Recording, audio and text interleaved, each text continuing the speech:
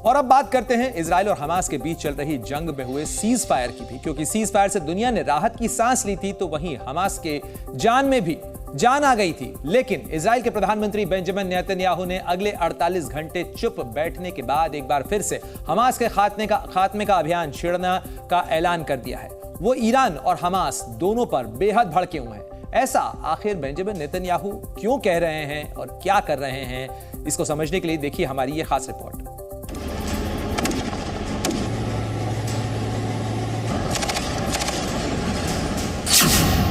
4 दिन की शांति, फिर बम बारूद वाली रात।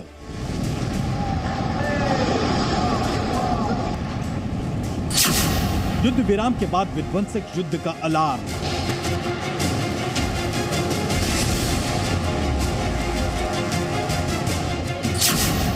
हमास के बाद ईरान से नेतन्याहू का इंतकाम। बंधकों को छुड़ाने के बाद बम वर्षा।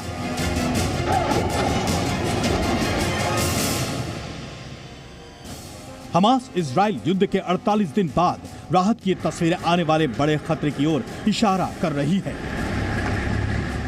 बंधकों की रिहाई के बाद बड़ी लड़ाई की स्क्रिप्ट तैयार हो चुकी है। एक और सीज फायर के दूसरे दिन हमास ने देर रात इजरायली बंधकों के दूसरे बैच को रिहा किया।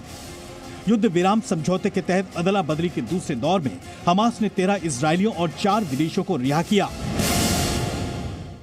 हमास ने जिन 13 इजरायलियों को छोड़ा उनमें 8 बच्चे 5 महिलाएं हैं, जिनमें से 3 बच्चों की उम्र 10 साल से भी कम है। वहीं बदले में इजराइल ने 39 फिलिस्तीनी कैदियों को हमास के हवाले किया।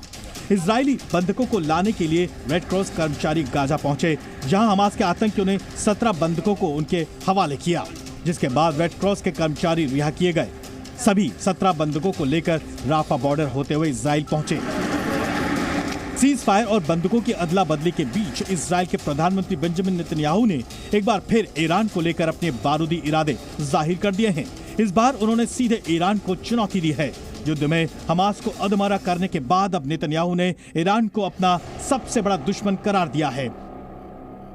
द यरूशलेम पोस्ट के एक लेख के जरिए बेंजामिन नेतन्याहू ने न सिर्फ हमास और उसका साथ दे रहे ईरान को कटघरे में खड़ा किया, बल्कि पूरी दुनिया को आतंकवाद के खतरे से अलर्ट भी किया।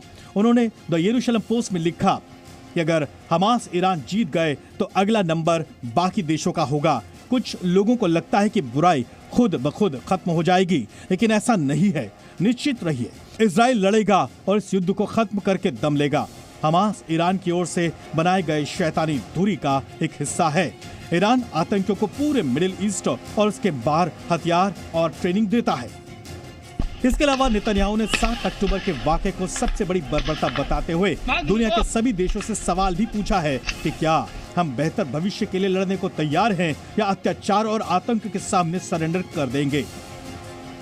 इस ललकार के बीच हमास के खिलाफ वेस्ट बैंक में इजरायली फोर्स मोर्चा संभाले हुए है। इजरायली सेना ने वेस्ट बैंक के जरिए जेनिन में रेड मारी है। यहाँ लोगों के साथ उसका संघर्ष हुआ, जिसके बाद अफरा तफरी मच गई।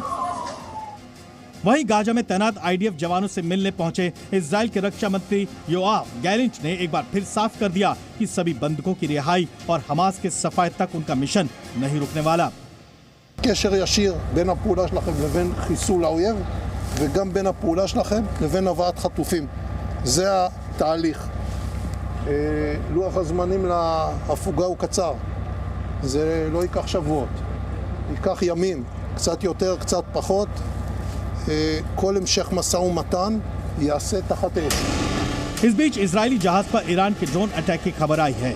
हिंद महासागर में इजरायली जहाज पर ईरान के ड्रोन अटैक का दावा अमेरिका की ओर से किया गया। एक हफ्ते में यह ईरान की ओर से दूसरा हमला है। युद्ध के 48 दिन बाद हमास के गढ़ यानी गाजा को आईडीएफ ने पूरी तरह तबाह कर दिया है। जिस धरती से हमास ने इजराइल को घाव दिए, उस धरती को इजरायली सेना ने खंडहर बना दिया। गाजा के आसमान को धुआं धुआं कर दिया। जिस गाजा के सुरंगों को हमास के आतंकियों ने अपनी ढाल बनाया, वहां हमास के टैंकों ने बारूद भर दिया। हमास के हजारों ठिकानों को मिट्टी में मिला दिया। चुन चुनकर हमास कमांडरों का काम तमाम किया। इस युद्ध में इजराइल ने सिर्फ एक मोर्चे पर युद्ध नहीं लड़ा, बल्कि आतंकी हमास के हमदर्दों से भी नेतन्याहू की फौज लोहा ले रही है। लेबनान से हिजबुल्लाह के अटैक का मुंहतोड़ जवाब दिया गया। हमास के समर्थन में उतरा हिजबुल्लाह ने इजराइल की राहों में कांटे बिछाने की कोशिश तो की, इजराइल पर लेबनान से बम भी दागे, जिसका जवाब देते हुए आईडीएफ ने हिजबुल्लाह को जमकर चोट पहुंचाई। दूसरी तरफ ईरान से पोषित हुती भी इजराइल के खिलाफ बारूद उगल रहा है। हुती विद्रोहियों ने इजराइल पर ताबड़तोड़ मिसाइलें दागी हैं, जिनसे इजराइल निपट रहा है। कुल मिलाकर ईरान की नीयत और इजराइल के इरादे गाजा में हुए 4 दिनों के युद्ध विराम के बाद एक बड़े विध्वंसक युद्ध का अलार्म बजा रहे हैं। नेतन्याहू के ऐलान जंग से साफ है कि जब जंग का दायरा बढ़ने वाला है, युद्ध की इस आग के बुझने के बजाय ये और भड़केगी। ब्यूरो रिपोर्ट, जी मीडिया।